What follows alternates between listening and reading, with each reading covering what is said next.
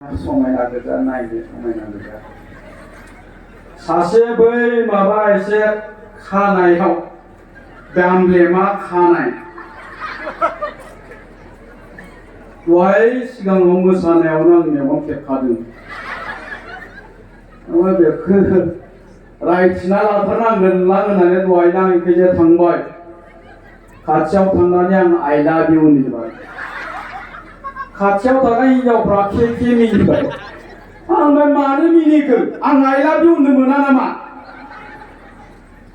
नोंहा आदा बिदाखौ हौवासो जाहैबाय हौवासो मोजां नायबा नोंमारगौसो राखावखाव थांहोनोसै नामाब्रासो मोनदोंमोन आङो सोरखौबासो मेगन खेबलाङो आङो ओंखाम उखैनायखायसो खर'आ बारा खामानि होआखै नामा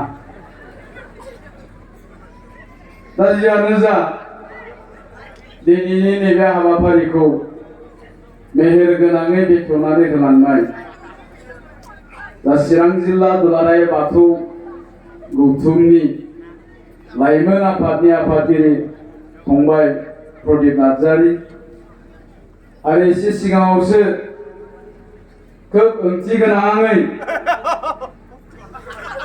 मेहेर गोनाङै बिबुंथि लाखिलांनाय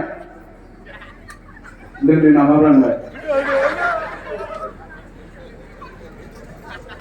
जोंहा दुलाराय बर' फरायसा आफादनि लोगो गाहाय नेहाथारि बिथां दिनेश ब्रह्म आरो बाहागो लानो हानाय साफ्रोमबो आलासि नोंथांमोन बे ओनसोलनि गासै रायजो राजा बाथौ सिबियारि नोंथांमोन आंनि आफालाया बिदिनो जोबनायावसो फैखायो आरो ओरैनोबाबो आंखौ लेक्सार होनो होननानै लेंहरखाया फैला फैगोन होननानै माइकजों ओरै लेक्सार होथिं माबा माइकिं खालाम मानसिफोरखौ लेंहरबाय मानसिफ्रा जमा जाबाथाय आलासिफ्रा लेक्सार होबाय ओमफ्राय आं आयाव नायजाबाय थानांगौ बेनिफ्राय होनबानो आङो 50,000 मोनखायो दा आङो नायजानायनि 50,000 मोनदों दहाय बुंबावबाय एसे लेक्सारबो होलांदो एसे बारायनानै होगोननायखाय आं लेक्सार होनो नागिरदों दाथ' बिथांमोना बिराद मोजां बाथ्रा बुंलांबाय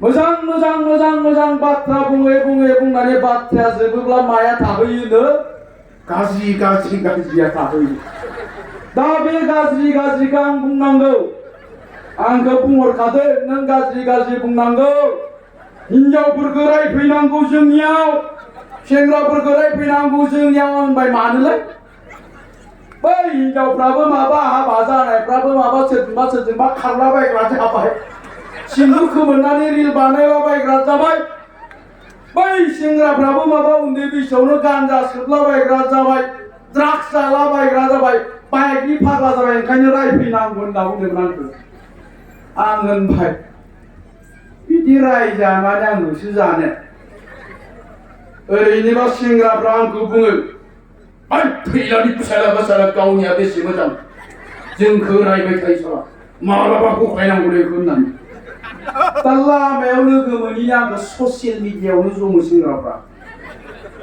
मिथिगौ ना आरो हिनजावफ्राबो बुङो बै फैलायाथ' मालाय हिनजावफोरखौ इसिबां गाज्रि जायो र' गावनि हिनजावाबा माबायदि नङाब्ला गावसोरबो गोसोथोलायनानै हाबा जानायनो होननानै बुङो ओंखायनो आं एसे बुंनो एसे मोजांखौनो बुंनो नाजागोन दा जियानो जा आं नैबे जायगायाव फैनायनि सिगां आङो आंनि स्कुलाव हाबहैदोंमोन स्कुलनिफ्राय आं जेब्ला ओंखारबोयो अब्ला सासे बिमाया गावनि गथ'खौ स्कुलाव दोननो फैदोंमोन आरो गथ'खौ दोननायनि उनावहाय गथ'आ बुंदोंमोन फिसा हिनजाव फिसाजोआ बिमाखौ बुंदोंमोन आयै नों आंखौ नेबाय थानो नाङा दा स्कुल गनाय टाइमाव फै आफाया न'आव हारसिङै दं होननानै बुंदोंमोन गथ'आ क्लास 1आव फरायनाय गथ' आं बेखौ नुनानै ओरैबायदि गोजोननाय मोनदों बे सिनारिखौ नुनानै आरो गोसोआव साननानै लादोंमोन दिनैनि सानाव बिनिख्रुइ साबसिन सिनारि आरो साबसिन मोनसे नुथाय आं नुनाय नंला। बेनो दिनैनि थाखाय आंनि बयनिख्रुइबो साबसिन सावगारि। नाथाय जेब्ला आङो नोंथांमोननि नैबे जायगायाव फैबाय अब्ला आङो गोसोआव मोनसे खोथाखौ सानदों, नङा, बैनिख्रुइ नैबे नुथायासो बयनिख्रुइबो समायनासिन, बयनिख्रुइबो साबसिन। मानो? खारन बेवहाय दिनै माखासे बिमाफोर दङ, माखासे बिफाफोर दङ आरो बिसोरनि फिसाफोरबो ज' दङ। जों आरो दिनै मानो ज' दं बेवहाय? खारन जोङो दिनै जोंनि न'खरनि बाथ्रा रायलायनो नागिरदों। जोंनि न'खरखौ जों माबायदि दानांगौ, जोंनि फिसाफोरनो जों माबायदि गियान होनांगौ, जोंनि फिसाफ्रा मा जानो हायो मा जानो हाया, दिनै जों बे खोथाखौ रायलायनो नागिरदों। मानोना जोंनि नैबे फिसाफ्रा बेवहाय थानाय साफ्रोमबो बिमानि फिसा, बेवहाय थानाय साफ्रोमबो बिफानि फिसाफ्रानो जाबाय जोंनि समाजनि, जोंनि हारिनि सम्पति। बे सेंग्राफ्रा, बे फरायसाफ्रा, बे गथ'फ्रा जि जानो गोसो बेखौनो जानो हायो आरो बिसोरखौ जों खालामनो हायो। बिसोरो दिनैनि फरायसा, दिनैनि लाइमोन सेंग्रा, गाबोननि बिसोरो साफा साफा डक्टर, इन्जिनियार, मास्टार, प्रफेसर, जोंनि हारिनि दैदेनगिरि, थुनलाइनि दैदेनगिरि जानो हायो आरो इयुनाव बिसोरनो जागोन। दा ओंखायनो आं साननानै लादों नैबे टाइमासो, बे नुथायासो बयनिख्रुइबो समायनासिन आरो बयनिख्रुइबो साबसिन। दा बेखायनो आङो गासै बिमा बिफा आरो जोंनि साफ्रोमबो फरायसाफोरखौ बुंनो नागिरदों, जोंनि हारिनि इयुना, जोंनि समाजनि इयुना नोंसोर साफ्रोमबो लाइमोन सेंग्रा सिख्लाफ्रानो। बेवहाय दुलाराय बर' फरायसाफोरनि दैदेनगिरिफोर दङ। उपेन्द्र नाथ ब्रह्मआ मोनसे खोथा बुंदोंमोन दे जोङो बर' जाथिखौ गेरेमसा जाति हिसाबै दानांगोन, बर' हारिखौ जों गोग्गोम हारि हिसाबै दानो नांगोन। मानोना जोंनि बर' हारिया दाबो गेरेमसा जायाखै। जोंजों थाफानाय हारसाफ्रा, जोंजों थाफानाय बेंगलिफ्रा, जोंजों थाफानाय मारुवारिफ्रा दिनै मोनफा मोनफा गेदेमा हारि, मोनफा मोनफा गेरेमसा हारि जाबाय। मानो? खारन बिसोरनि राव, थुनलाइ, हारिमु, सोलोंथाइ, राजखान्थि मोनफ्रोमबो बिथिङाव बिसोरो जौगाखां जानो हाबाय। ओंखायनो बिसोरो गेरेमसा हारि होननानै बुंदों। नाथाय दिनै जोंनि बर' हारिनि राव, थुनलाइ, हारिमु, सोलोंथाइ, राजखान्थि जों दासिमबो जौगासार जानो हायाखै। ओंखायनो जोंखौ दासिमबो गेरेमसा हारि होननानै बुंनो हाया।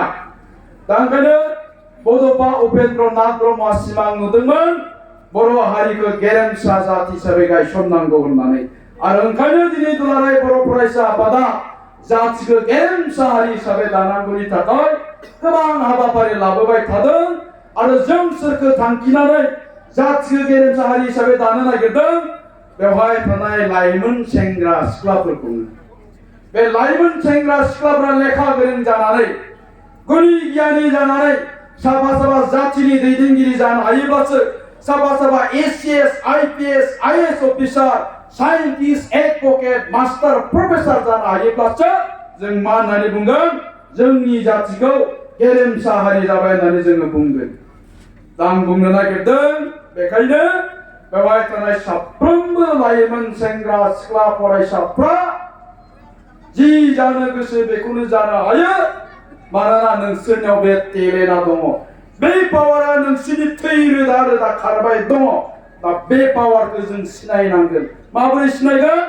जेला नोंनियाव सेल्फ कनफिडेन्स थागोन, आत्मबिश्वास थागोन। येस आं मावनो हायो, येस आं जानो हायो, येस आं जागोन। बे थांखिया जेब्ला थागोन, बे आत्मबिश्वासा थागोन, अब्ला नोंसोरखौ रावबो होबथानो हाया। मानोना बे पृथिबियाव, बे बुहुमाव जेसेबां गिदिर गिदिर खामानि मावबोदों, जारिमिनाव बोरलाबा जों नुगोन साफ्रोमबो लाइमोन समावनो मावबोदों।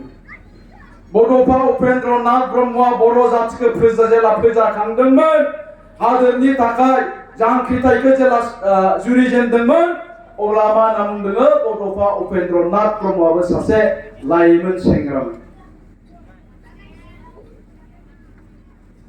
श्रीरामा जेला राबनखौ बुथारदोंमोन, बे समावबो रामा सासे लाइमोन सेंग्रामोन। श्री कृष्ण दुष्ट कंसखौ जेब्ला बुथारदोंमोन, बे समाव श्री कृष्णआबो सासे लाइमोन सेंग्रामोन। थारमाने गासै खामानिखौ जोङो लाइमोन समावनो मावनो हायो आरो साफ्रोमबो लाइमोनानो थांखि थायोब्ला, गोसो दङब्ला बे खामानिखौ मावनो हायो। दा ओंखायनो आं साफ्रोमबो सेंग्राफोरखौ बुंदोङो, साफ्रोमबो फरायसाफोरखौ बुंदोङो, नोंसोरो जा जानो गोसो बेखौनो जानो हायो। गतिके नोंसिनाव सेल्फ कन्फिडेन्सआ थानांगोन, आत्मबिश्वासआ थानांगोन, थांखि थानांगोन। बे थांखिखौ होसोनानै जेब्ला नोङो आवगायलांगोन, अब्ला नोंसोरखौ रावबो होबथानो हाया।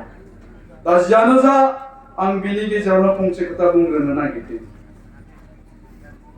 आं बुंदोङो नैबे जायगायानो, बे नुथायानो दिनै आंनि थाखाय बयनिख्रुइबो साबसिन होननानै। मानो? खारन जेब्ला आं दहाय फैजेनदोंमोन, अब्ला आं गारिनिफ्राय ओंखारनाय लोगो लोगो जायनो लोगो मोनदों, जायनो नुदों, बेनो आंखौ आखाइ खबजबना खुलुमदों। खुलुमबाय सार, मोनफैबायना सार होननानै बुंदों। आंबो खुलुमदों। जायनो नुदों बिसोरनो आंखौ आखाइ खबजबदों, आंबो आखाइ खबजबनानै खुलुमदों। आरो बेवहाय हाबफैबाय। बेवहाय हाबफैनानै साफ्रोमबो मानसिनि मोखाङाव आं नायदोंमोन। दहायनिफ्राय आं नोजोर होबाय दङ। बे साफ्रोमबो मानसिनि सानस्रिया सिगांनि सानस्रिनिख्रुइ दिनै एसेबाबो आलादा जादों। जोंनि साननाय हनाया दिनै एसेबाबो साबसिन जादों। हयथ' बेवहाय दिनै गोबां मानसिया सानदोङो, आं दिनै गाज्रि खोथा बुङा, गाज्रि बाथ्रा रायलाया, आं दिनै रावजोंबो नांलाय खमलाय खालामा, आं दिनै रावखौबो थगाया। हयथ' दिनै बेवहाय बाहागो लाफैनाय गोबां मानसिफोर दं, जायफ्रा सप्तासेयाव खनसेल' दुगैयो, बिसोरबो दिनै दुगैयाबालासिनो फैयाखै। नंगौना नङा? जायफ्रा सानफ्रामबो ना बेदर जायो, बिसोरो सानदों, आं दिनै आमुं जायगायाव थांनो नागिरदों, आं दिनै ना बेदर जाया होननानै हयथ' ना बेदर जायाबासिनो फैदों। थारमाने दिनै जोंनि साननायफ्रा एसे आलादा जादों। आरो गावखौनो गाव मोनसे शान्ति क्लिन मोनसे बे फिल खालामनानै जों अनुभब खालामदों। मानो? बे जाबाय धोरोमनि पावार। दिस इज द पावार अफ रिलिजियन। बे जाबाय धोरोमनि गोहो। नों फोथायनाय धोरोमनि, जों फोथायनाय धोरोमनि, जोंनि बोराइ बाथौनि, जोंनि बाथौ धोरोमनि बियो गोहो, शक्ति, पावार। दा बे सानस्रिखौ जोङो गाबोनबो लानानै थांनो हायो नामा? दिनै नोंथांमोना जि सानस्रिजों बे जायगायाव जिरायदों, बे सानस्रिखौ जों गाबोनबो लानानै थांनो हायो नामा? बे सानस्रिखौ जों समफोरबो लानानै थांनो हायो नामा? जोंनि बे सानस्रिखौ जोङो न'खराव गायसननो हायो नामा? आरो जुदि जोङो न'खराव बेबायदि सानस्रिखौ अरायनि थाखाय गायसननानै दोननो हायोब्ला, जोंनि न'खराव मालाबाबो असान्ति जानाय नङा। जोंनि न'खरनि रावबो फिसाया मालाबाबो गाज्रि लामाथिं थांनाय नङा। जोंनि न'खराव जेबो आंखाल जानाय नङा। दानिया बे सानस्रिखौ लांबाय थानो गोनांब्ला ओंखायनो मा नांगोन जोंनो? बे धोरोमनि सानस्रि, बे सान्थौखौ जों न'खराव गायसननानै लानो हानांगोन। बेवहाय थानाय साफ्रोमबो सुबुङा गावनि न'खराव बे धोरोमनि सान्थौ सानस्रिखौ जोङो इस्टाब्लिश खालामनानै लानो हायोब्लानो बे सानस्रिखौ जों सानफ्रामबो मोनबाय थागोन। आरो जोंनि सानस्रिया जुदि सानफ्रामबो बेबायदि जायोब्ला, जोंनि समाजाव, जोंनि न'खराव जेब्लायबो सान्थिया थागोन आरो जों जेब्लायबो गोजौथिं दावखोलांनो हागोन। दानिया बाथ्राया नैबेवहायनो सिखारो। दा गुबै खोथाया जाबाय मा? नै ओरैजाय जिरायनाय जोंनि लाइमोनफोर बांसिन, बिथांमोना दा धोरोमजों सोमोन्दो दंना गैया? कुइसना बे। ओरैनोथ' नुयो जोंनि बाथौ धोरोमाव जोंनि आबै बोराय बुरैफ्रा सानफ्रामबो खिबु फेथें फेथें खुलुमनाय। दा आं बुंनो नागिरदों बे बोराय बुरैफ्रा थैजानो लुबैनानैसो गावसोर खुलुमो नामा? मानो? कारन बिसोरनि बिहामजोफ्रानो बाथौ खुलुमा। मानो? बिसोरनि फिसाफ्रानो बाथौ खुलुमा। आरो बाथौ खुलुमैनि थाखाय इसोरनि खाथियाव आरज गाबनो रोङैनि थाखाय दिनै जोंनि गोबां फिसाफ्रा, आं गासिखौबो बुंनो नागिराखै, जोंनि गोबां बिहामजोफ्रा, जोंनि गोबां फिसाफ्रा दानिया थाब थाब थाब थाब गाज्रि जायो। जागोना जाया? जों जे बुङो क्लास 8आवनो जों आंनिया फिसाया जौ फाग्ला जाबाय, क्लास 9आवनो गान्जा सोबग्रा जाबाय, क्लास 10आवनो हिनजावनि फाग्ला जाबाय, क्लास 10आवनो बाइकनि फाग्ला जाबाय। मानो? कारन जोंनि फिसाफोरनो जों बे आध्यात्मिक गियानखौ, धोरोमारि गियानखौ जों होनो हायाखै। दिनै जोंनि फिसाफ्रा धोरोमजों जेबो सोमोन्दो गैया आरो जों बिमा बिफाफ्रा गावल' थैजानो गिनानै बाथौ खुलुमबाय थादों। गावनि फिसाफोरखौ जेबो धोरोमजों सोमोन्दो लाखिहोआखै आरो धोरोमजों जेबो सोमोन्दो लाखियैखायनो बे स्पिरिचुवेल जिथु थट, आध्यात्मिक जे गियान, धोरोमारि जे सान्थौ सानस्रि गैयैखायनो जोंनि फिसाया मोजां गाज्रिखौ सिन्ता खालामनो रोङि जाबाय, मान सन्मान गैयि जालांबाय। दा बेखायनो आं साफ्रोमखौबो बुंगोन, बेबायदिनो साफ्रोमबो सुबुंखौ आं बुंगोन, जोंनि फिसाफोरनो जुदि जोङो गियान होनो गोनांबा, जोंनि फिसाफोरखौ जों जुदि मोजां खालामनो गोनांब्ला लेखा फोरोंनायल' नङा, जों बिसोरनो धोरोमारि सान्थौ सानस्रिखौ होनो हानांगोन। अब्लासो जोंनि फिसाफ्रा गियानि जागोन। आरो जोंनि फिसाफोरनो बे धोरोमारि सान्थौ सानस्रिखौ होनो हायाब्ला थांनानै थानाय समावनो बिमा बिफाया बे पापनि फिथाइखौ मोनजाबाय थागोन। आरो जों दिनै बेखौनो नुदों। दा ओंखायनो आङो लाइमोनफोरखौबो बुंगोन, जोंनि सेंग्रा सिख्लाफोरखौबो आं बुंगोन जे नों गावखौ फोसाबना लानांगौनि थाखाय धोरोमारि सान्थौ, धोरोमारि सानस्रि, धोरोमारि बे गियानखौ नों लानो हानांगोन। अब्लासो नों गावखौ फोसाबनानै लानो हागोन। आरो जेब्लासिम जोङो बे धोरोमारि सान्थौ सानस्रिखौ जोंनि खर' मेलेमाव सोनानै लानो हाया, अब्लासिम जोङो गावखौ फोसाबनायाव गोब्राब जागोन। दिनै जोङो गोबां मानसिखौ मा नुदों? आवसारि जानाय नुदों। आं दहाय बुंनाया दिनै जोंनि गोबां आइजोफोरखौ आवसारि जानाय नुदों। जोंनि गोबां लाइमोन सेंग्रा सिख्लाफोरखौ आवसारि जानाय नुदों। मानो? कारन बिसोरो धोरोमजों सोमोन्दो गैयिनि थाखायनो।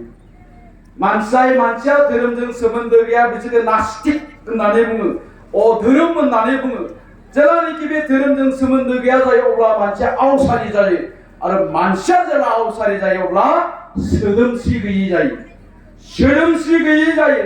आरो जेब्लानो मानसिया सोदोमस्रि गैयि जायो अब्लानो बियो मा? बिदा फंबाय, बिमा बिफा, बिहाव बिखुनजो, बिमाय बिबथैनि गेजेराव फाराग दोनैखौ जों नुयो। बिफाखौ माबायदि बाहायनांगौ, बिहावखौ माबायदि बाहायनांगौ, बिमायखौ माबायदि बाहायनांगौ, बिनि गेजेराव फाराग थायैखौ जों नुयो। आरो बेखौनो सोदोमस्रि गैयि होननानै बुङो, आनसिभिलाइज होननानै बुङो। आरो जेब्लानो आनसिभिलाइज जायो अब्लानो मा जायोनो? दा जे जों ससियेल मिडियायाव नुयो, फिसाजोखौसो गोसोथोयोमोननो, फिसाजोखौ मोनैनो बिमाखौनो लानानै खारबाय। मानो? कारन बे आनसिभिलाइज, सोदोमस्रि गैया। गथ' गोरलैयानो 6 मासल' जादोंमोननो, 6 मास जासारि गथ'खौनो गारनानै लावदुमजों खारफालांबाय। मानो? आनसिभिलाइज, सोदोमस्रि गैया। आरो मानो बेबायदि जादों? अधोरोम, बेनाव धोरोम गैया। आं बुंबाय, बेवहाय गोबां सानफ्रोमबो बाथौ खुलुमग्रा बिहावफोर दं, बिखुनजोफोर दं। जायफ्रा बिहामजो दं, खेबसे सोंनानै नाय, नोंनि बिहामजोआ बाथौ खुलुमोना खुलुमा? खुलुमोना? हा? खुलुमो खोमा? खुलुमो? खुलुमबा आखाइ खबनानै हो। खुलुमाबा आखाइ खबनाङा। आखाइ खबाखै माथो? दा ओंखायनो मा होननानै बुंदों? आं धोरोमनि खोथा बुंग्रोदों दे। 5घन्टा लेक्सार होनो नागिरदों आङो हागोन ना थाया हागोन फैसाया एसे बारा जागोन र'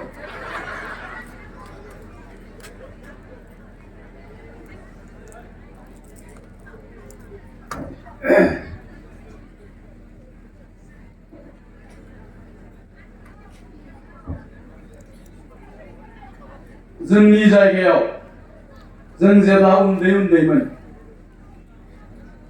दिनैनिफ्राय 35 बोसोर सिगांनि बाथ्राखौ आं बुंनो नागिरदों 40 बोसोर सिगां आंबो बोरायबाय दे एसे हाबाल'सो जायाखै 40 बोसोरनि सिगांनि बाथ्राखौ बुंनो नागिरबाथ' बोरायखानाय नङा 40 बोसोर सिगां आङो मा नुदोंमोन आंनि गामियाव जेब्लानोखि बेबायदि बाथौ फोरबो जायो मागोनि बैसागुनि अब्ला मा खालामोन जों गामिनि हालमाजिया न'खर हाबोमोन हाबनानै मा बुङोमोन नोंस्रा थाइनै संनांगौ जौखौ नोंस्रा थाइथाम संनांगौ नोंस्रा थाइसेबानो जागोन होननानै न'खर हाबनानै हालमाजिया खोन्थायोमोन आरो जै दिनखालि बेबायदि फोरबोआ जाबाय दिनखालि मा न'खरफ्रोमनिबो आइजोफ्रा हिनजावफ्रा सोरबा ओरै फारसे ओरैजाय जानजियाव लानानै फैयोमोन जौखौ गावबागावनि नामखौ लिरनानै बिबारि बे बिबारिनि जौदु आरोखि ओरैजायना सोमस्रि बेबायदि नाम लिरखा सुनैजों नाम लिरै बाथौसालियाव जौ लानानै फैयो फुरा मोनसे न'आ बुंसारजोबोमोन जौखायजों ओमफ्राय मा खालामोन बै दौरिफ्रा फुङावनो गावस्रा मुखथुवानिलै होननानै लोंग्रोयोमोन जौखौ लोंनानै गावस्रा थं जानानै थायोमोन ओरैजाय मा दाबो बे आगोलफोरखौ नोंसोरो ओरैबायदि मोनसे परिबेस बेबायदि मोनसे जोंनि बाथौ धोरोमनि जिथु माबाया बेबायदि मोनसे आवसारि थाखोआव दंमोन आरो बेनि उनावहाय बाथौ धोरोमारि गौथुमनि जोनोम जाबाय आरो बेनि उनावहाय जोंनि जायगायाव सासे मानसि जोनोम जाबाय मा खालामदों बियो फुरा बाथौ धोरोम सिबियारि गामि हाबनानै बै गौथुमखौ लानानै गामि हाबनानै बाथौ धोरोमनि सान्थौ सानस्रिफोरखौ लेखा फराय फोरोंबाय बुजिबाय बेनिफ्राय मा जादों दा बे मानसिफ्रा जायफ्रा मोनसे समाव जौ लोंनानै गोलैनानै थायोमोन बे जोंनि जायगानि मानसिफ्रा गासिबो दा जौखौ गारजोब्बाय जायफ्रा बाथौनि आर'ज खनो जायफ्रा बाथौसालियाव थांबाय थायो बिसोर दिनै रावबो जौ लोंलिया थोबसेबो जौ लोंलिया आरो बिसोरो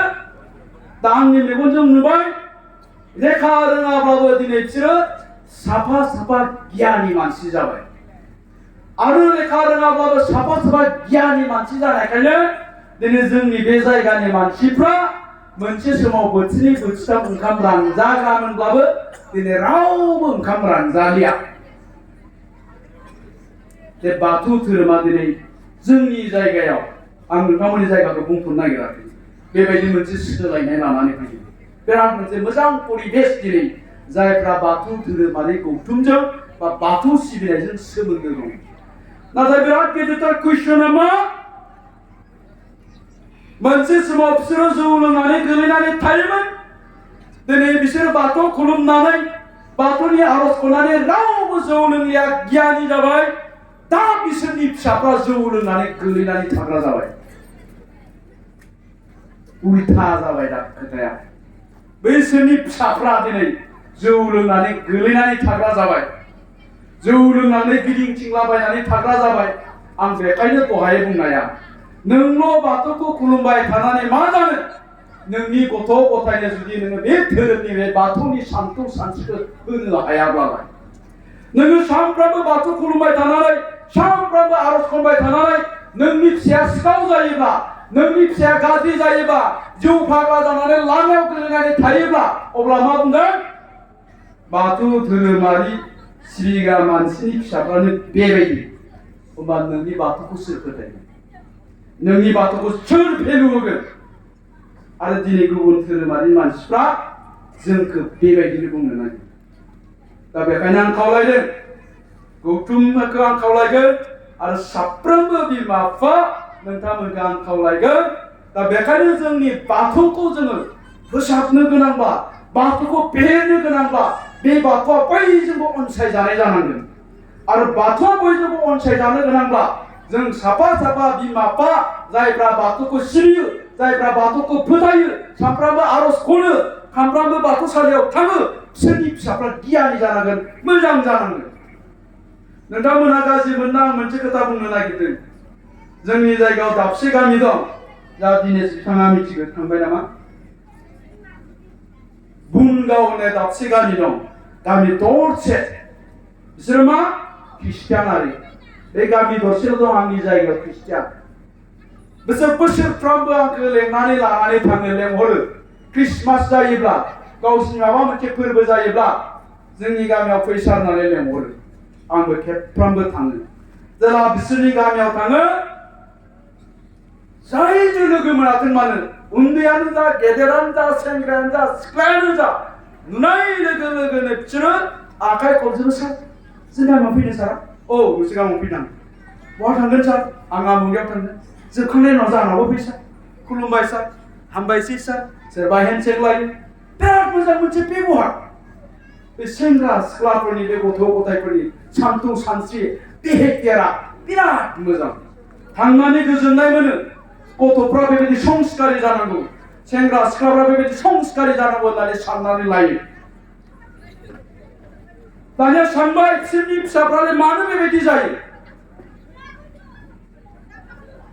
बेखौ एसे बिजिरना नायबा जों नुबाय खारन उन्दै समनिफ्रायनो बिसोरो गावसिनि गथ'फोरखौ गिर्जायाव सोयो मालाबा गुड फ्राइडेनि मालाबा सानडेनि साफ्रोमबो गामिनि गथ' गथाय लाइमोन सेंग्रा सिख्लाफोर जेसेबां दं बिसोरो गिर्जायाव सोयो गिर्जायाव थाङो आरो बे गिर्जायाव इसोरनि खोथाखौनो बुंबाय थायो मानसिया बुहुमाव फैनानै माबायदि सोलिनो नांगौ माबायदि रायजो जानांगौ समाजाव नोंहा मा दायित्व दं माखौ मावनांगौ माखौ मावनाङा मा मावोब्ला इसोरा साव होयो मा मावोब्ला इसोरा अनहरो आरो इसोरा अनोब्ला मानसिया मा जानो हायो बे मोनफ्रोमबो बाथ्राखौ उन्दै समनिफ्रायनो जिग' बिसोरो गिर्जायाव बुंबाय थानायनि थाखाय आं नुबाय बे गामिनि बे ख्रिस्टियान गामिनि लाइमोन सेंग्रा सिख्लाफोरनि जि बिहेभियार बे भेरि गुड जोबोद गनायथाव जोबोद बाख्नायथाव दा बेखायनो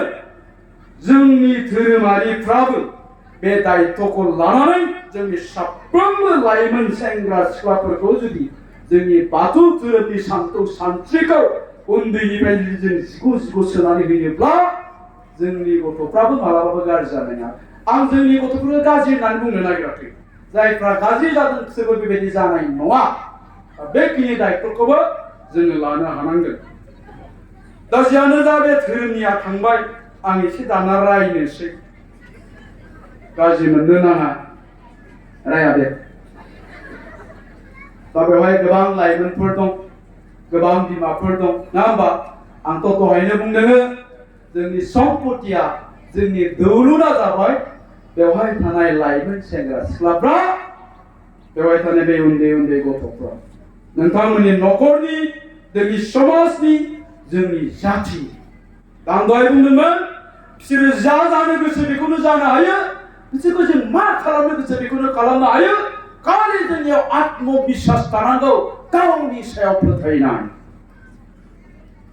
दाखालि दिल्लीयाव जेला बड'लेण्ड महोत्सव जादोंमोन अब्ला आङो बेवहाय थांदोंमोन बड'लेण्ड महोत्सवआव जायगायाव आं जेला मोनहैबाय बेबायदि प्रग्राम जानाय जायगायाव आं जेला मोनहैयो अब्ला सासे गथ'आ आंखौ नुहुरनानै गोजाननिफ्राय होसोबोदों खाथियाव सासे एसे बोराय बैसोगोरा मानसिबो दङ गामसा गोदान आर'नाइ गोदान गस्ला गोदान गानदों तारमाने बियो बे गथ'नि बिफा आंनि खाथियाव मोनफैब्ला गथ'आ आंखौ खुलुमदों खुलुमबाय सार होननानै सारा आंखौ सिनायदोंना आंथ' सिनायाखै बहानि नोङो सार आं बिजनिनि सारा सानसेखालि जोंनि स्कुलाव फैदोंमोन सारा गोबां खोथा बुंदोंमोन आरो सारनि बुंनाय खोथाजों आं मटिभेट जानानै थुलुंगा मोननानै दिनै आं दिल्लीयाव इन्जिनियार फरायनो फैबाय सार होननानै बुंदों अब्ला आं बेखौ आखाइ खबदों थेंक इउ भेरि माच जोबोद मोजांनि बाथ्रा बिफायाबो बुंदों नोंगौ सार नों जि बाथ्राखौ जे दिनखालिनिफ्राय खोनाबाय बै दिनखालिनिफ्राय बे गथ'आ सानफ्रामबो आंखौ बुंदों आफा आं इन्जिनियार जागोन आरो दिनै गमामा आंनि फिसाया दिल्लीयाव इन्जिनियार फरायनो थाहैबाय नाथाय आं बायदि मानसिया दिल्लीयाव फोरोंनो हानाय आंहा केपासिटि गैया गोहो गैया किन्तु फिसाखौ इन्जिनियार खालामनांगौनि सार्तआव फिसानि सार्तखौ फुरन खालामनांगौनि सार्तआव न'खराव आंहा सप्तासेयाव बोथिब्रै ना बेदर जायोमोन किन्तु फिसानि सार्तनि थाखाय दिनै सप्तासेयाव आं बोथिसेल' ना बेदर जायो जौ लोंनायनि नामाव आङो 600-700 थाखा गारोमोन सप्तासेयाव फिसानि फरायनांगौनि सार्तआव दिनै आं जौ लोंनायखौबो गारबाय सार होननानै बुंदों आंनाव 15 बिगा हा दङ बे 15 बिगा हाखौ आं आदिसो होयोमोन किन्तु फिसानि सार्तखौ पुरन खालामनांगौनि थाखाय दिनै आं आदि होला आंनो खस्थ' खालामनानै खेथि मावो आरो बिमायाबो दानिया दाउ फियो अमा फियो आरो सम मोनोब्ला खाथिनि बाजाराव बे बारिनि मैगं थाइगंखौ फानहैयो होनना बुंदों आरो बेजोंनो आंनि फिसानि फरायनाया थैयो दा जों साफ्रोमबो बे सिमांखौ नुनो हायो आरो जोंनि साफ्रोमबो फिसाफ्रा बेबायदि जानो हायो जों बेबायदि सिमांखौ नुबायब्ला जोंनि फिसाफ्रा बेबायदि थांखिखौ लाबायब्ला फैगौ 5-6 बोसोरनि उनावहाय जोंनि फिसाया साफा डक्टर इन्जिनियार मास्टार प्रफेसर जागोन रावबो होबथानो हानाय नङा नाथाय जोंनि मानसिफ्रा बे सेल्फ कन्फिडेन्स आत्मबिश्वासा खम जोंनि गोबां मानसिफ्रा स्पेसियेलि बर' मानसिफोरनाव जि आत्मबिश्वासा खम बे दिनैनि बाथ्रा नङा दा जुदि जोङो बे आत्मबिश्वासखौ लानानै गावबा गावनि गथ'खौ जोथोन लायोब्ला बे आत्मबिश्वासखौ लानानै जोंनि फिसाफ्रा जोंनि फरायसाफ्रा जुदि गाबोन लेखा फरायोब्ला बिसोरखौ रावबो होबथानो हाया आं दिनै नोंथांमोननि जायगायाव बहुद गोजाननिफ्राय फैदों सिगांथ' लामाया गाज्रिसिनमोन दा एसे मोजांसिन जाबाय आरो नोंथांमोना हयथ' बै निसिबानि साहाखैजों बहुद गोजान जायगानिफ्राय हादान एरियानिफ्राय फैदोंना हाग्राजिंनिफ्राय फैदों येस आंनि जायगायाबो बेबायदि आं जि जायगानिफ्राय फैदों बे आंनि जायगानि नामा हयथ' नोंथांमोना खोनादों बेटबारि थाइजौगुरि सलसलि लाङिदारा लन्थिबारि होननाय बिराद गिदिर मोनसे एरिया 22-25 खानसो गामि दं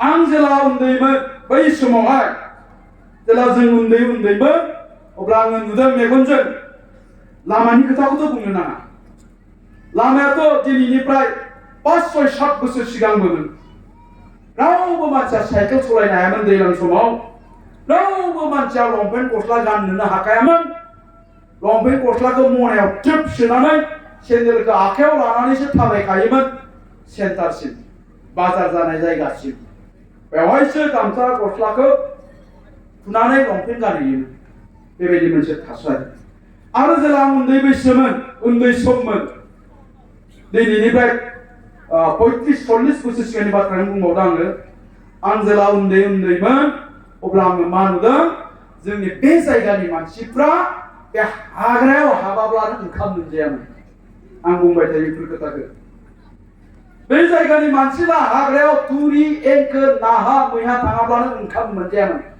90% बे गामिनि न'खरफ्रा 100 गिरियाव 90 गिरियानो बे मानास हाग्रायाव हाबनानै बन दानहैयाबा थुरि हाहैयाबा एंखोर दानहैयाब्ला नाहा मैहा थाङाब्लानो ओंखाम मोनजायामोन बिमा बिफाफ्रा फुङाव थुरि एंखोर दाननो थाङो बेलासियाव लाबोनानै मैया हानानै फोरानना दोननायखौ दिनै आरामसे खाथुमनानै बाजाराव फाननो लानानै थाङो जेला बेलासि जाबाय बे बेलासि समाव बे गामिनि मानसिफ्रा 150 जन 200 जन मानसिफ्रा लारि बे सिमला बाजार होननाय मोनसे बाजाराव बे थुरि एंखोरखौ फाननो लाङो अब्ला बिसोरनि फिसाफ्रा मा खालामोन जोंनि बैसोनि उन्दै गथ'फ्रा बे बाबुमोन बायदिफ्रा बिमा बिफाथ' थांबाय बाजाराव थुरि एंखोर फानहैनो बै फिसाफ्रा ओंखाम दोआव माइ जिगाबजों दै गुदुं फुदुंबाय थायोमोन मानो बिमा बिफाया थुरि एंखोर फाननानै माइरं लाबोबानो होसननानै संनानै जागोन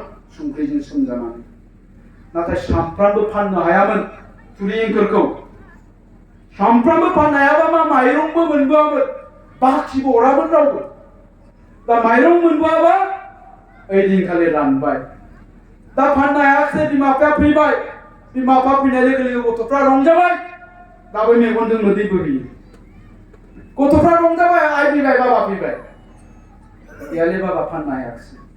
गथ'फ्रा मा खालामोन? बै दै गुदुंखौनो गिलासथाम गाहाम लोंनानै उन्दुनानै थायोमोन। बास्तब जाथाय बे आंनि मेगनजों आं नुदों। नाथाय एसेबां आंखालनि गेजेरावबो, एसेबां गोरिबनि गेजेरावबो बे बिमा बिफाफ्रा गावसिनि गथ'खौ स्कुलाव दाथां होननानै बुङाखैमोन। आरो बे गथ'फ्राबो खुनुदिन स्कुलाव थांनायखौ गाराखैमोन।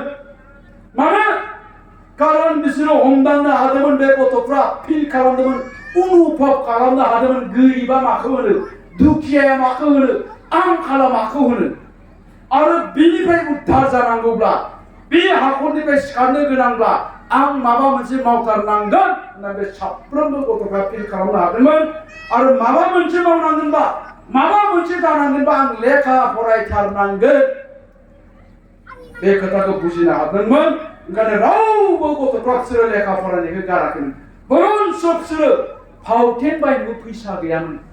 गोबां गथ'फ्रा मा खालामोन? औवा दालायखौ दानोमोन, गुदुं गोनां औवा दालायखौ। गुदुं गोनां औवा दालायखौ दाननानै बेवहायनो दट पेननि रिफिलखौ सोनानै बेजोंनो कलम खालामनानै लिरदोंमोन।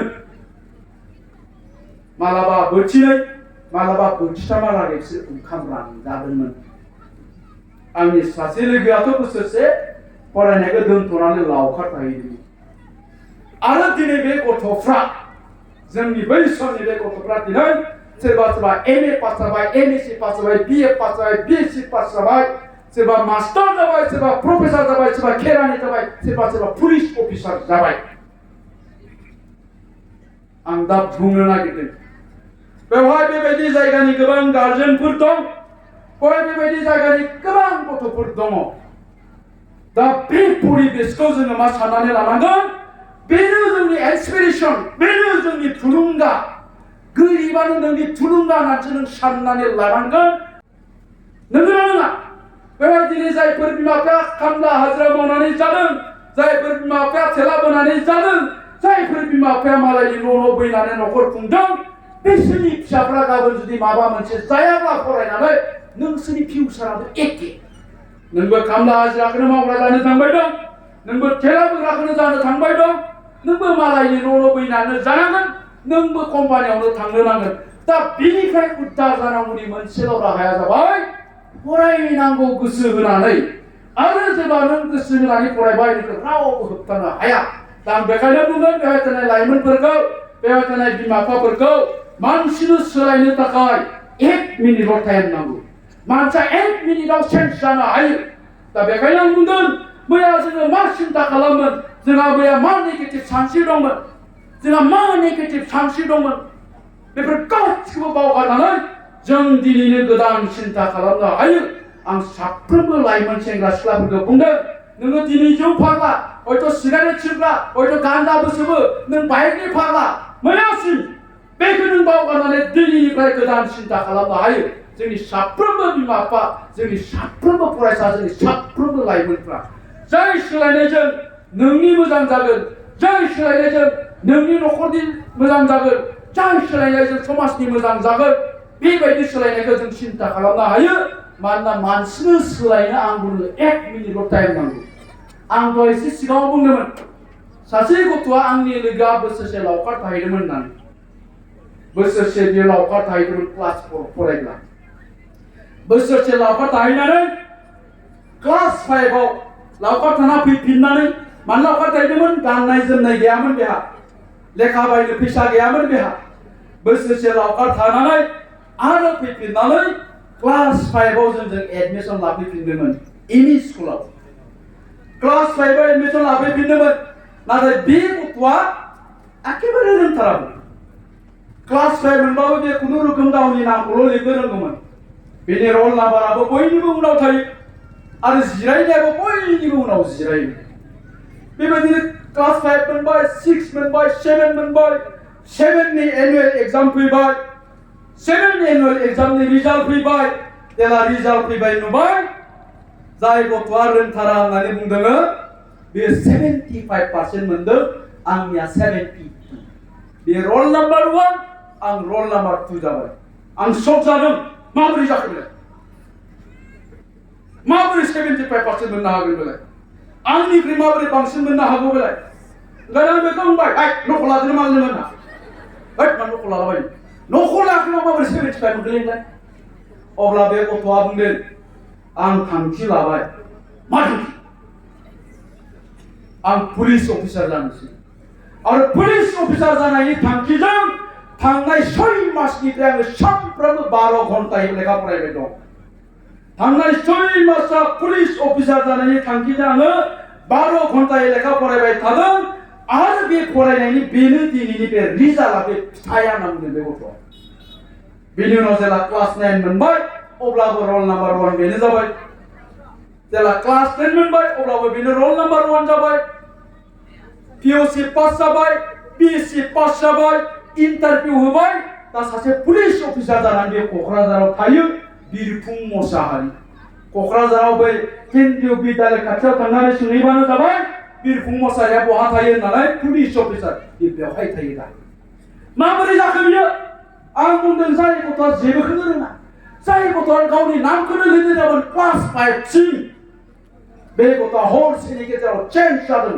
सोलायदों मानो खारन बे थांखि लादों आं पुलिस अफिसार जानोसै आं सोलायनोसै चेन्ज जानोसै होननानै बे हरसेनि गेजेरावनो सोलायदों आं दा बेखायनो बुङो बेवहाय जेसेबां जौ फाग्ला गथ'आनो थादों सोरबा दंबा होनदों नै मोनसे होनाखै बेसेबां गाज्रि गथ'आनो थायाथों मानो नोङो जुदि सिन्था खालामबायब्ला मैयानिखौ गासिखौबो बावगारनानै दिनैनिफ्राय गोदान सिन्था खालामसै मा सिन्था आङो फैगौ मेट्रिक फाइनालाव 90% लाखिगोन बा आङो मेट्रिक फाइनालाव 95% लाखिगोन मानो खारन आं मास्टार जानो नागिरदों आं प्रफेसर जानो नागिरदों आं एसएस अफिसार जानो नागिरदों आं डक्टर जानो नागिरदों इन्जिनियार जानो नागिरदों बे थांखिखौ लानानै जुदि नों फरायोब्ला दा मोनानिफ्राय नोंखौ फोसाबनानै लायोब्ला आं होनदों रावबो शक्तिया रावबो गोहोआ नोंसोरखौ होबथानो हाया नाथाय बे सेल्फ कन्फिडेन्स आत्मबिश्वासा थानांगोन दिनै जोंनि गोबां मानसिफोरा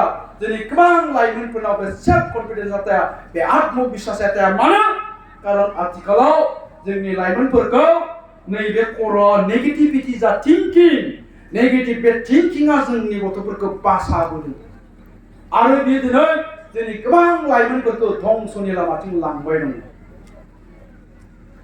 मिथिबाय नेगेटिभ माने माखौ होनना बुङो मिथिगोना बियो मोजां नङा बियो थिग नङा आं बेखौ मावनो हाया बेजों जानाय नङा बे थिंकिं नेगेटिभा बेखौ होननानै बुङो दिनै जोंनि गोबां लाइमोनफोरनियाव बे नेगेटिभिटि जा थिंकिं नेगेटिभ थिंकिं बे नेगेटिभ थिंकिंआ पासाबोनानै दं माया खालामदों ससियेल मिडिया दिनै ससियेल मिडियायाव मा नुयो बर'फोरनि ससियेल मिडियायाव मा नुयो जायफ्रा बर'फ्रा ससियेल मिडियायाव एकाउन्ट दङ बिसोरो मा बाथ्रा फोसावो गासिबो मेनिपुलेटेड इनफरमेसन फेक इनफरमेसन गावबागाव स्वार्थखौ पुरन खालामनांगौनि थाखाय जे बेखौ जोंनि लाइमोनफ्रा मा खालामदों दा सोरबा लिडारखौ जुदि सोरबा बिराद रायदोंबा नोंमारगौनि सालायो प्रमटा चलो दिकेन्द्रा मा नोंमारगौया हाग्रामाया लांथामा थिग नोंमारा बेबायदिखौ बिसोर बिराद नायो गाज्रि मोनना आं सारमोननि खोथाखौ बुंदों बास्तबखौनो आं बुंदों आरोखि नङा होमबा जेलानाखि बै जातिनि दैदेनगिरिफोरखौ सोरबाया गाज्रि रायगोन बेखौ थिगसाय नायो बिसोरो नोंमारगौनि साला बिसोरो थिग नोंमारा लागायनांसिगौ बिसोरखौ कमेन्टबो होयो नाथाय जेलानाखि मोजां भिडिअ होगोन दहाय लेक्सार होलांनाय माखासे भिडिअफोरखौ सोरबा ससियेल मिडियायाव होयोब्ला बेखौ स्किप खालामलाङो बेफोरखौ नाया बेफोरखौ माखौ नायो दा जुदि फैलाखौ सोरबा गाज्रि रायोबा ससियेल मिडियाया फैलाया थिग नङालाय गावनि जायगायाव मोजां मोना बेखौ रावबो नोंमारगौ खोमालाय सालायनोखौ बारा मोजां मोनखाया थिग सायनायगोन सोरबा इउटिउबारा बुङो hello guys welcome back to द माय इउटिउब चेनेल जानो हागौ नोंथांमोना आंनि चेनेलाव बयबो नायगासिनो दङ आं नोंथांमोननो बिराद मोनसे मोजां रादाब लाबोनो नागिरदों नोंथांमोना बयबो मिथिखादों खोमा थेवबो आं दिनै डिटेल्सआव नोंथांमोननो मोजाङै खोन्थानो नागिरदों खोनासंला आंलाय सानदोंमोन बिराद मोजां इनफरमेसन होगोन नामा एजुकेशननि साइन्सनि लिटारेचारनि कालचारनि गेम्स स्पर्ट्सनि नङाब्ला मा बुंगारबायो हेला रायजोफोर नोंथांमोनाथ' दाख्लैनो नुखादोंमोन नैबे माबाया सोमस्रिया सोरजोंबा ओरैजाय खामाखासो खारबा लांदों होननाया ओरैयानो ओरै हमजाबायमोन लगाव 1 घन्टानि उनावहाय 1 मिलियन भिउस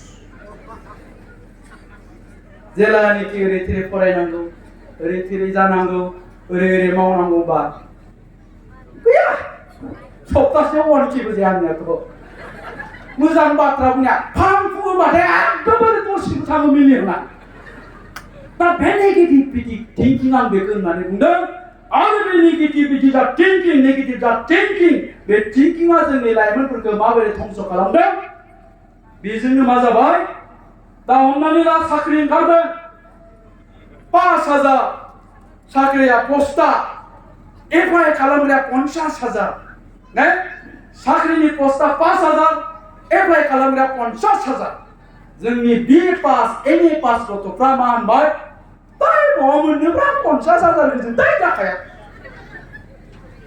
नंगौना नङा जाखाया 50,000 5,000 पस्टआनो बाद दे बा बिमा बिफाया बुंबाय थानायखाय नङाबा गोसथोनायाबो इन्टारभिउ हैनायखाय गावबो ओरैनो लुबैबाय फरायाखै साननाया मा नेगेटिभ 50,000 जों आं मोनखाया मानो सानाखै बे 5,000नि गेजेराव आंबो थागोन आं थाथारगोन बे 5,000नि गेजेराव जोंथ' बेखौबो साननो हायोमोन नाथाय मानो सानाखै आं बुंदों बेखौनो नेगेटिभ बे नेगेटिभ थिंकिंआ दिनै जोंनि लाइमोनफोरखौ धंस खालामबाय दं माया ससियेल मिडियायाव आं बुंदों बे ससियेल मिडियायाव दिनैनि दिनाव नों बेखौनो बांसिन नुगोन आरो नोंनि साननायाबो बिदिखौनो बांसिन नायगोन दा बेखायनो जोंनि पजिटिभिटि जा थिंकिं बेखौ जोङो इस्टाब्लिश खालामनांगौनि थाखाय नोंनि खर'आव पजिटिभिटि बे थिंकिंखौ इस्टाब्लिश खालामनांगौनि थाखाय मा होननानै बुंदों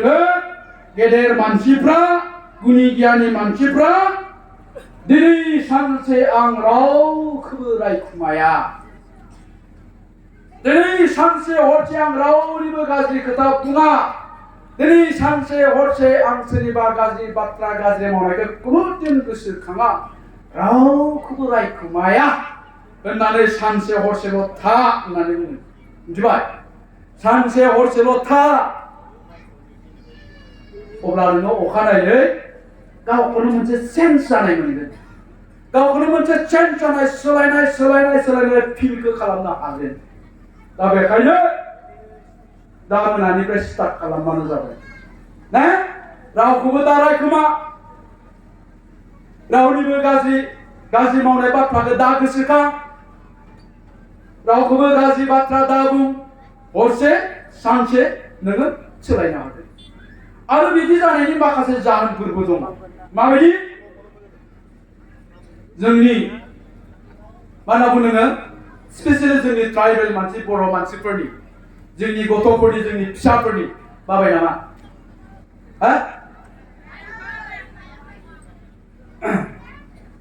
एसेल' बुंनोसै मा होनना बुङो नोङो जोंनि बर' मानसिफोरनि गथ'फोरनि दा क्रन'लजिकेल एज आरो बिनि मेन्टेल एजजों गोरोबा होनना बुङो क्रन'लजिकेल एज माने जोनोम जानायनिफ्राय दिनै बेसेबां जाखो बिनि बैसोआ बे बैसोजों बिनि मेन्टेल एज दा ब्रेननि जा मेचुरिटि जा आइकिउ लेभेल आइकिउ माने इन्टेलिजेन्ट कोइशन होननानै बुङो इन्टेलिजेन्ट कोइशन जा आइकिउ लेभेल बे आइकिउ लेभेला गोरोबा होनना बुङो जाय गथ'आ 15 बोसोर जाबाय बे गथ'नि ब्रेना मा जायो 10 बोसोरनिल' जायो जाय गथ'आ 8 बोसोर जाबाय बे गथ'नि ब्रेना 4 बोसोरल' जायो दा जोंनि गथ'फोरनि मेन्टेल एजआ बेबायदि जाय गथ'आ 16 बोसोर जाबाय बे गथ'नि मेन्टेल एजआ 12 बोसोरनिल' जायो नाथाय गुबुन हारिनि जा गथ'फोरनि जे मेन्टेल एज ना बे क्रोनोलजिकल एजनिख्रुइ एडभान्स जायो होननानै बुंदों हारसा गथ'फोरजों रायलाय नोङो 7 बोसोरनि हारसा गथ'जों रायलाय बाङालि गथ'जों रायलाय बिसोर ओरैबायदि रायलायगोन जेन बियो 12 बोसोर जाबाय 15 बोसोर जाबाय बिनि बैसोआ सानफ्लाङो इमान टेलेन्ट